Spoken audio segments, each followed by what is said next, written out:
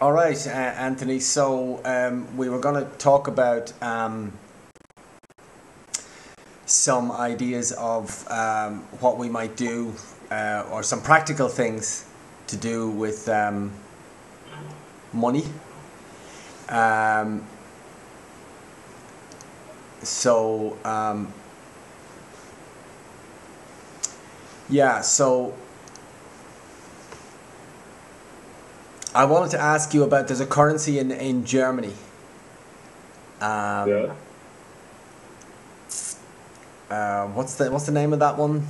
You had an art, Ingo, huh? Chiemgauer. the Yeah, one. yeah. Did you read Now an article about it? I read your article on it. Yeah, it's very good. Thank you.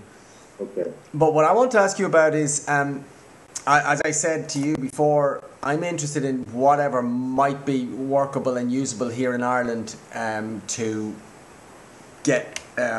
give Irish people something that could be used to move away from this deflationary depression that Ireland is suffering through right now at the moment.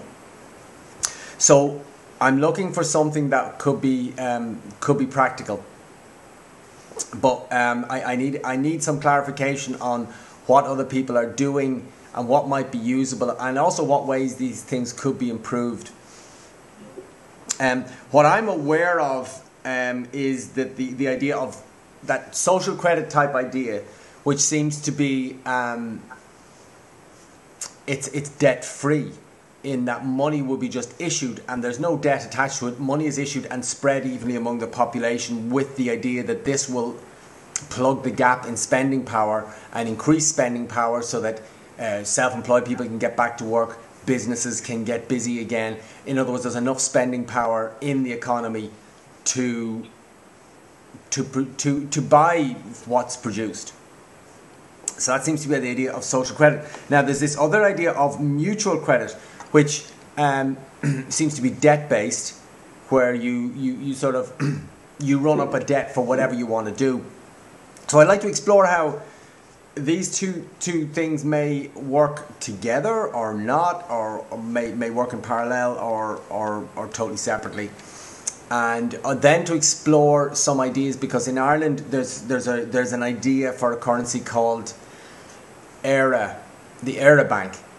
Now with the ERA Bank you sign up and you get €1,500 equivalent credit, but the idea of that is that you must you must trade it back, if you know what I mean. You can't just go 1,500 in the red and stay there. You must trade back, and if you don't, then you'll be taken to the small claims court and you get a bill for €1,500. So that seems to be something like mutual credit, but it seems to be 100% backed with euros. Maybe not. So I just want to explore this idea of what could be a practical system that could be introduced in Ireland that will reintroduce spending power in the easiest, quickest way. So that's what I'm looking for. So, Yeah, well, okay, clear. Let me check. This Arabank thing is, I think associated with the debt options page, is it not? correct. Yeah, There's some association there. I don't know exactly what the links are, but yes. Yeah, okay. Well, that would be mutual credit, what you just described. Let me basically put forward the two propositions of social credit and mutual credit. Social credit is, like you said, debt-free money spent into circulation by the people. So some issuing organization just prints the money and hands it out to the people, and they spend it into circulation.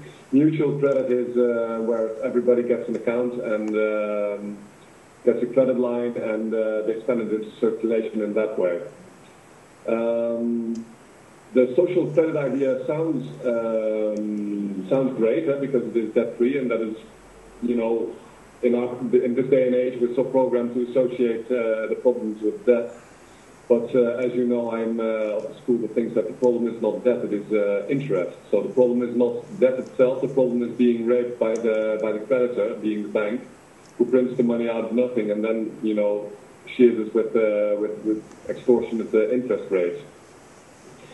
But the main good thing about mutual credit, especially for market players like yourself, because Ira Bank or even FairMoney for Ireland would be basically a free market currency. The main problem of social credit is that once it is spent into circulation, it will be very difficult to get it out of circulation. Furthermore, it provides a one-time boost to the purchasing power of the people, but after it is spent, it will circulate forever. And if you're a government, this is not a problem because you can take it out of circulation with taxation, and furthermore, the government will be here for basically forever. So the government is associated with the nation. So there's not really a problem with long-term circulating money. But for instance, if you at some point decide, listen, I'm going to quit this initiative, people holding the money will have valueless bills, and this will create a problem in the marketplace because people will not really be sure how stable the money supply will be. Whereas with mutual credit, everybody is in debt, and or not everybody, but those in debt have a contract that the debt has to be repaid, and the money supply is always as big as the total debt outstanding because all the money is credit-based. So if, for instance, Ira Bank decides to call it quits because for whatever reason, all the debts can be repaid in a reasonable way, and after that all the money will be out of circulation and nobody will be holding the bag. Another great advantage of credit-based over debt-free money is that, like I said, with social credit, you will spend it in circulation and you have this one-off boost of purchasing power, but after that there is no interest-free credit. And this is a problem because the social credit gives everybody an equal portion of the money, but the requirement for credit is not equal. For instance, businesses have a far greater requirement for credit than consumers, and furthermore, I believe that basically credit should be based on productivity and not so much on the desire to consume. But okay, that's a little bit esoteric maybe. But the fact is that businesses have more need for credit than the consumers, and therefore, in mutual credit, you will see that you will have flexible credit facilities available in more advanced systems, so that businesses who have a greater need for credit, who have viable investment options, will have the credit available for them. Okay, what's the difference between the type of debt that's involved in a mutual credit system and the type of debt-based money creation that we have today? Usury. Mutual credit is interest-free. The bank credit costs at least 5% a year. And the future for interest-free credit is that you will have eventually interest-free mortgages. So like we discussed previously, for a mortgage of 200k, you will pay 300k interest. And that is where the slavery is, because for the 200k you get a house, which basically is a valuable asset. So the temporary debt that you have is paid off, and at the end of when the debt is paid off, you have a 200k house, but you will also have paid 300k in interest to the bank, and that is not the case with mutual credit. Okay, so yeah? So if we had a mutual credit money system, then anybody who wanted could just create some money. Is that right? Theoretically, yes, but obviously you have a management problem because once you allow people to go into debt, you have to make sure that they repay.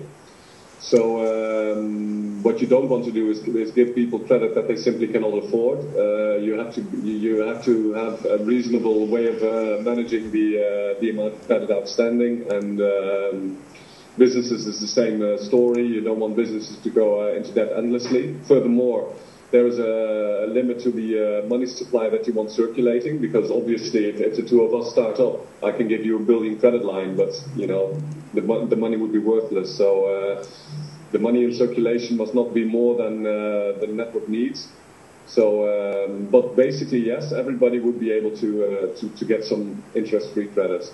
Is it possible to create a hybrid of starting off with a social credit and just say to everybody, look, here's a whole bunch of money debt free, and for your further requirements you get it on the basis of mutual credit? Could that be done?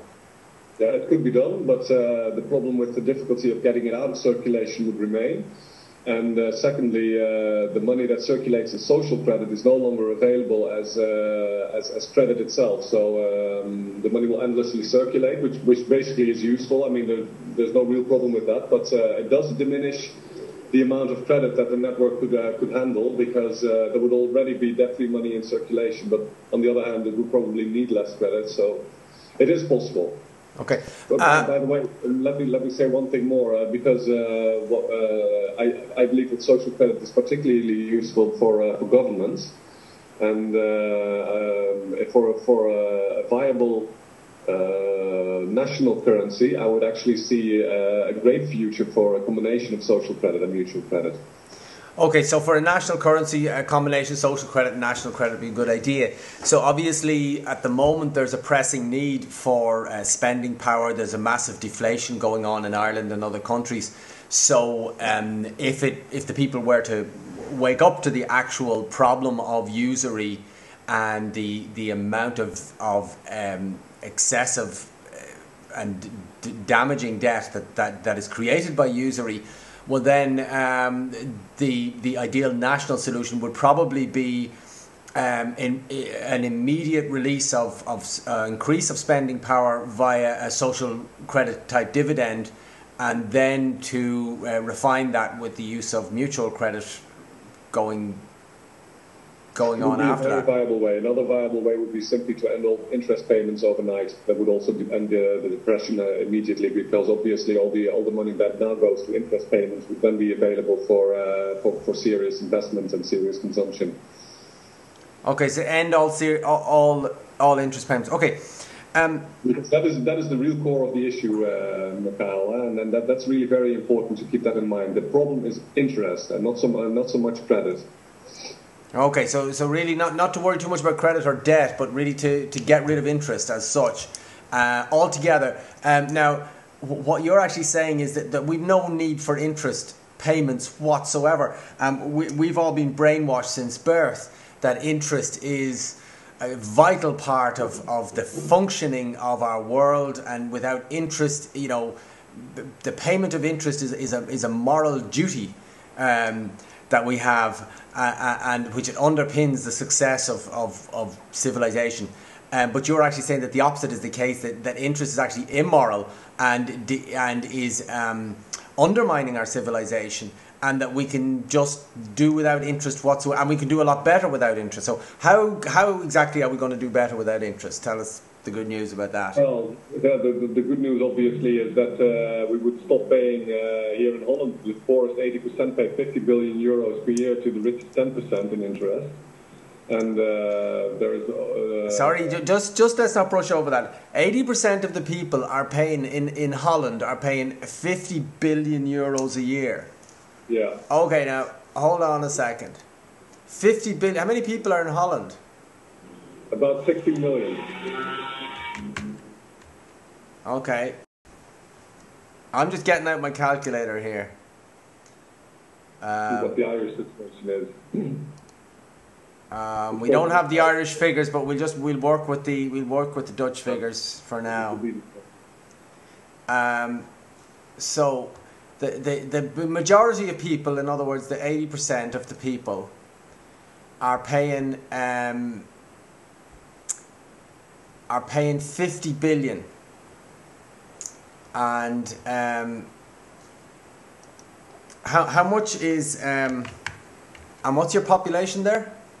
16 million. 16. Yeah. So it's 50,000 divided by 16,000, and I'm trying to find a calculator here, and it's not cooperating with me at all. But anyway, it's 50,000 divided by 16.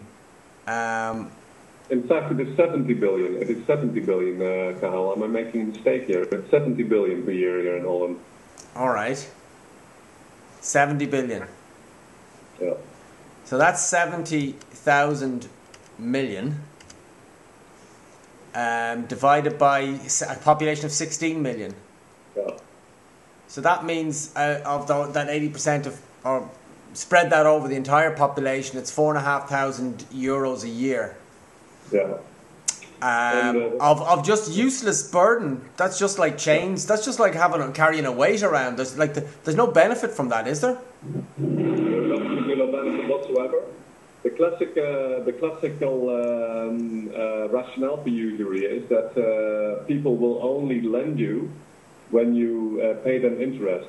Yes. And that's why we have this other mind control situation, basically, which says that the people need to save for the nation to be able to invest, which is another example of complete bullshit that we've been grown up to believe.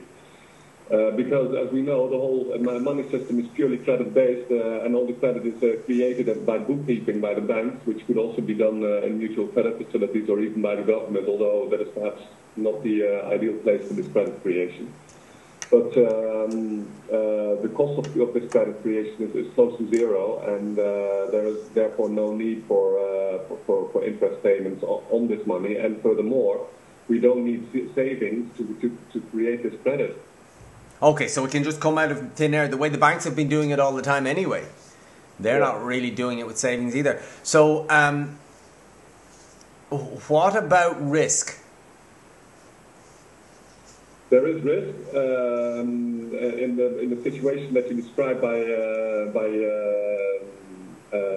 what was the name of the initiative? Ira Bank? Yeah. Ira Bank, yeah. Yeah. How do you pronounce that? Ira. Ira Bank. Yeah. Okay, yeah, my Gaelic is worthless.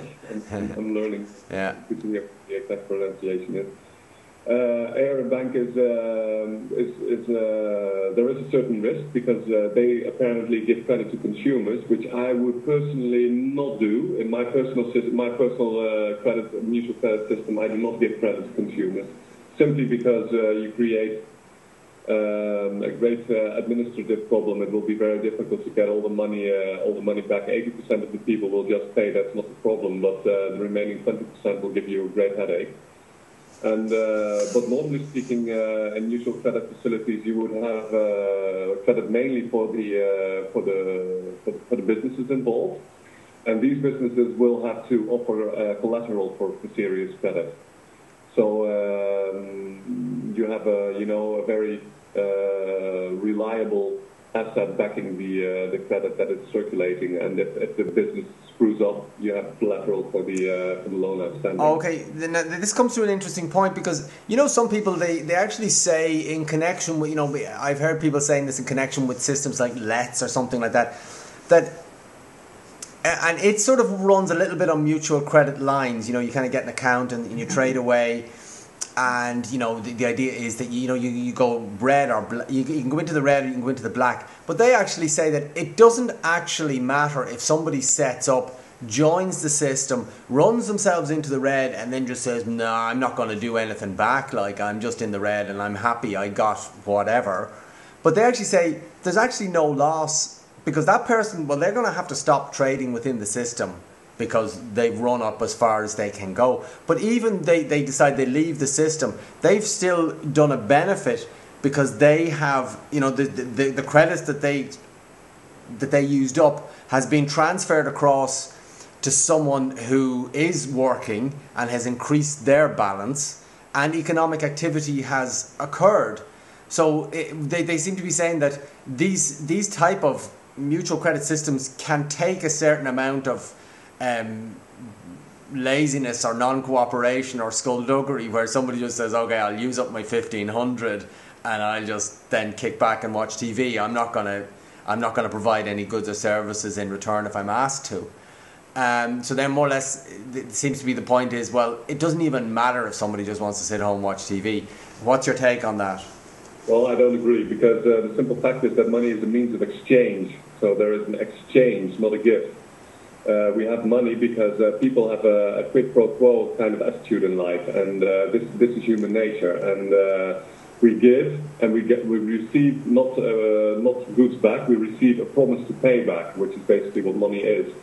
And at the end of the day, when all is said and done, people will want to see that everybody carried his own weight. And if you have this kind of attitude in a credit system, people will get disenchanted with the story, especially the productive members of the network will get disenchanted. because there is no longer any quid pro quo, and that takes away, that erodes the basis of what money is. Secondly, it is true that there is a transaction done, and it is also true that the money is circulating, which is good, because that is obviously a benefit of people spending the money into circulation. But it will be very difficult to get that money out of circulation, because after all, it was created as credit and based on the promise of somebody to pay, and it is no longer paid. So, for instance, if somebody goes with 1,500 into debt and does as you suggest, buy some beers and a television set and just wastes away his days after that, this money will continue to circulate, and it will, there is no longer a promise to pay back in this money. And this could become a very serious problem, especially if the community or if the system decides to call it a quit. What you would have then is that everybody would have to pay off debts, and those holding the money would be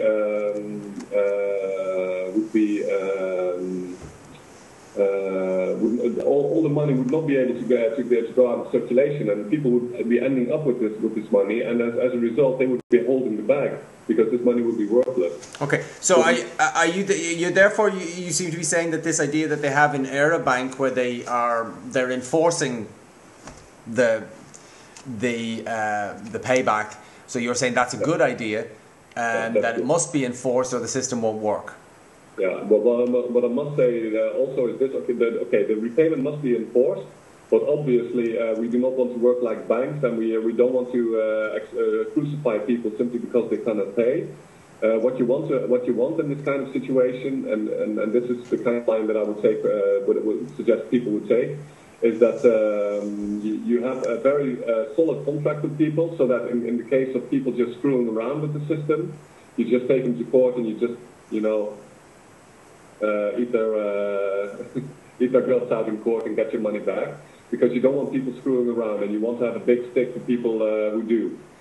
But obviously, people can get into difficulties, or maybe they get sick or whatever, and then you want the gentle way of getting out. But that would mean eventually that the rest of the community would have to pay up for the debts that you can no longer service. Pay. Yeah. Okay. Now, just to avoid getting too negative about this, because talking about enforcement and forcing people to pay and all these types of things, it brings us back into our awareness of what's going on today. But paying and keeping in a balance, it will obviously be 100 times easier if we don't have the burden of interest payments constantly sucking away our spending power. Obviously. Yeah. So it is going to be a very different type of system, and a much easier way of exchanging, because exchange itself will become much easier without having this constant drain of interest payments, which actually sucks away spending power, which actually makes it physically impossible for a large number of people to actually pay their debts. It's physically impossible if the amount of money issued, it can be represented as M, but the amount of money that has to be paid back is M plus interest, or M plus I. Well, M is not equal to M plus I. M is less than M plus I. So therefore, there must be, as a direct consequence of the interest-bearing money system that we have today, there must be a massive amount of very, very painful and distressing default on debts, and there must be a large amount of the seizing of assets of people, like homes and cars and other things that people really would like to keep. So this is a current modern system of usury. But what you're talking about, it'd be very different. Like it would, at the end of the day, you're saying it has to be backed up. So if you're going to have a money system, it has to be for real. So a promise to pay has to be a promise to pay. But at the same time, paying will be a lot easier because we don't have this massive drain of interest being sucked away from our spending power. Exactly, and the promise to pay must be honoured, and we must take this very seriously. And we are adults; we are productive members of society, so we make arrangements amongst each other. And if we make a promise, then we need to back that up, and we need to do as we promise. And the community, the mutual credit facility simply represents the community. The community has a right to hold you to your promises, and if you don't, it is not more than normal than that. You know, at the end of the day, if we try to get in touch with you and you simply do not want to cooperate, simply do not want to honor your promise, then we have this option of going to the debt collector. But obviously that is not the kind of attitude that would prevail within the mutual credit facility, because we are not here to rape people. We are not here to disown assets, which is basically the game of the bank. We are simply here to provide a means of exchange. Okay. Some people, in talking about the idea of social credit, where money is given out debt-free altogether, some people are seeing that, well, maybe we could tie that in with the idea of a basic payment. Yeah. It's like a guaranteed payment, so that nobody ever has to feel that they can't just eat. So that there's a certain basic payment that gets made, and this ties in with the idea of social credit, and that there's almost like a share of the extra productive capacity in the world it's available really to us all, because of the amount of efficiency that we have in production in our world, that without everybody having to work massive amounts of hours, with everybody working a reasonable amount, there's more than enough food and shelter possible to be produced, so that everybody would even have the basics. So therefore, that underlies this idea of a basic payment, which could be something that could be incorporated into the idea of social credit, but not mutual credit. So I'm just wondering what your attitude is on this idea of a basic payment. Is it a good idea, or should it be something that should be done out of taxes, or not done at all, or where do you stand on that one? Well, to be honest, I basically support this idea. It has been circulated by many people. Henry George, for instance, back in the 1900s, suggested a national dividend sort of thing. I think it was Spelman who later called it a national dividend, but the idea was Henry George's, and it would be very well combined with social credit, because the money would then be simply printed and given to the people. And it would also come partly from taxation.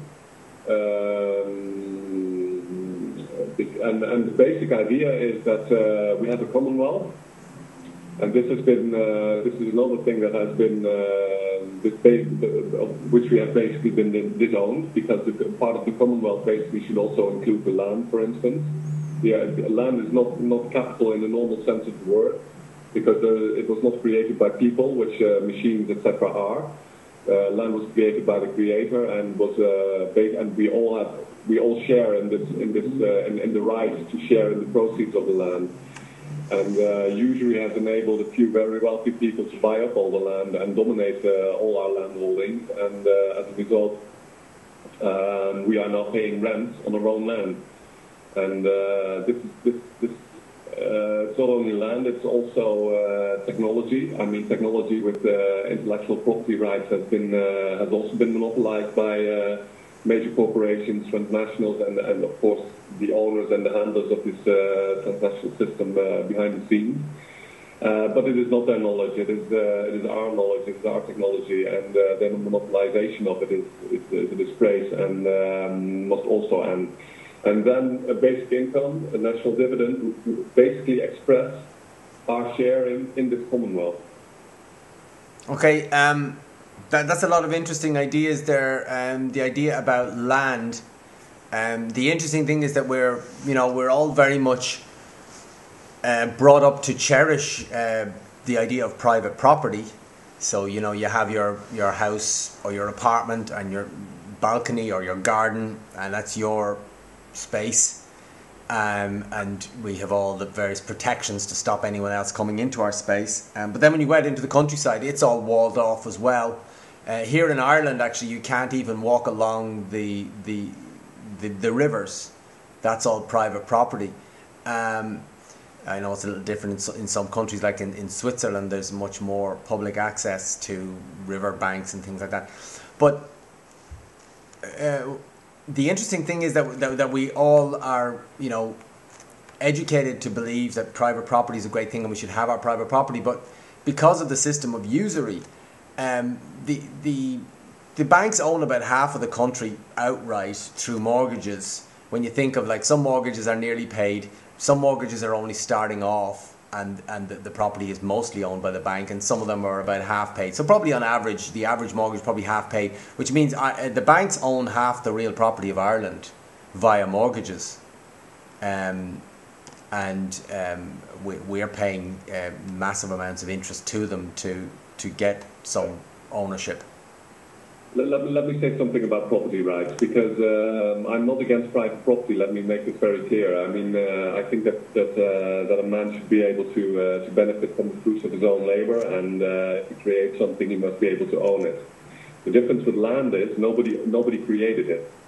It was created for us by somebody else, namely our creator, and it was given to us to use it commonly. And land cannot be compared to capital in the classical sense of the word. So we must have but on the other hand, there is of course a very natural desire in man to be able to sit on his own bit of land and to be sure that he can use it and well, I will not say own in this respect, but to be respected in his guardianship of a piece of land. So if a farmer is working on his land, he does not disturb all sorts of people messing around with whatever. First of all, we have this privacy for it to be. But this is something else, and a few groups parading as the dukes and forts and barons and coming in with their armies and saying, well, this is ours now. And you pay us when you want to be on this land, and then maintain the situation for generation after generation after generation, and new generations being born, people like us are being born. We are basically being born into servitude because we need land to be productive. You cannot create anything without land. We can't live anywhere without land, so we are basically their slaves even when we're born. This is complete insanity, and obviously the nation that lives in a country owns the land together, and all we can do is provide spots of land, lots of land, to people who want to use this land temporarily for the time that they live, or maybe even for the times that their families live and farm on certain plots of land. But the real property rights are with the community and not with these landowners that you have today. Okay. All right. Let's just get practical now. Just focus back on Ireland again as to what could be immediately done. Obviously, talking about land use and community ownership of land would be probably down the line, because the first thing to be dealt with is interest payments. Now, it seems to me that you're saying that the first thing to be done is to stop interest payments. So if there were sufficient people interested in a real solution to Ireland's deflationary depression, what would be the first things that you would say that Irish people could do that would be practical for them to do? On a national level, or from just small groups of people that want to start doing something now? I think it would have to be initially small groups of people, because there isn't a national movement yet. So what could be done in small groups, which would then maybe perhaps feed into what could be done nationally? Yeah. Let me put it a little bit differently. I'll first give you a very basic idea of a very transparent and simple way of solving a problem on a national level, and then work from there, because that would give a better view. Okay. The simplest thing that, or the thing that would be, what I think that the best would be to be done now is to nationalize all the banks, burn the shareholders. They're completely irrelevant because they have been bailed out to the max already. Their property is worthless. The banks are all zombies. So just claim the banks, weed out all the nonsense, because all the banks are blackmailing each other with derivatives and all that kind of stuff, and this is off balance, and we're basically bailing out derivatives more than credit even. And this is a complete shame and crime. Weed all that out, weed all the financial goodies out, and et cetera, and just maintain all the serious debts, being consumer credit, mortgages, business credit, and also the national debt. I think we discussed this last time also. But and from day one, end all interest payments on these debts. And this would immediately create massive purchasing power in the marketplace, because people would be spared all the interest payments, and this would be used for serious economic activity as of then. So this would be the simple way for governments and for nations to solve these problems overnight. But this is not going to happen, simply because we are run by the bankers themselves. They make the laws, and they are not going to let this happen. We will have World War III before they let this happen, to be honest. But this would be the normal way to solve the situation. But since this is not forthcoming, we must have to face the fact that our money supply is being controlled by people that we want to get rid of. We want to get rid of the usury, we want to get rid of the vampires and behind the system. This is not going to happen overnight, but what we can do is slowly but surely disconnect from our need for their money. And the only way in doing that is to provide alternative means of exchange, and this can be done by local units, regional units, etc. And if we do that in a professional way, because this cannot be done in with good intentions only. You need to have a solid plan, and you need to have a solid system, and these are available. And then you need to have solid people who will manage the system in a reasonable way, and in a commercially viable way. And you need business people to run this. People who have the balls and the productive capacity to create such a thing. You need professionalism. But then you can create free market units that can actually compete with euro. They would have a disadvantage in the beginning, because obviously the government will not accept their unit in taxes, which severely handicaps the unit. But on the other hand, there is a very great advantage of it being interest-free, because all the business credit now that is being lent out, or the very little business credit that is being lent out at this point, is very expensive. Cost of capital are the primary source of cost for almost any business. So if you can provide interest-free credit, you can really dig into these cost of capital for businesses, make them more viable, provide them with credit, whereas they don't get credit now. Obviously, in the beginning, it will be very small size, and you will dent into the control of the usurers very slowly but surely. But this money system can grow, and it can become a real problem for the euro, simply because I believe that if professionally run with a good system, I think we should talk about the system a little later also. But if you do it well, you will be able to compete with euro in the marketplace, and eventually it will be clear for everybody to see, hey, if these guys can provide interest-free credit, then why the hell are we still stuck with these banks? Okay. Okay, that sounds good. And you're talking about running that on the mutual credit lines? I think that for market players, mutual credit is superior to social credit. First, because the mutual credit provides credit forever, whereas social credit is spent into circulation only once. And secondly, a mutual credit facility will at some point go out of business, even if it is 50 years from now. And it will be difficult to get the money out of circulation when it is spent into circulation debt-free. And it will also be less acceptable to businesses, simply because they will intuitively sense where is this money coming from, where is it going. Whereas in a mutual credit system, it's very clear. It's backed by a promise to pay, and secondly by collateral. Okay, so are you saying that the initially it would be like a business-to-business thing, or would individual people be able to get involved? No.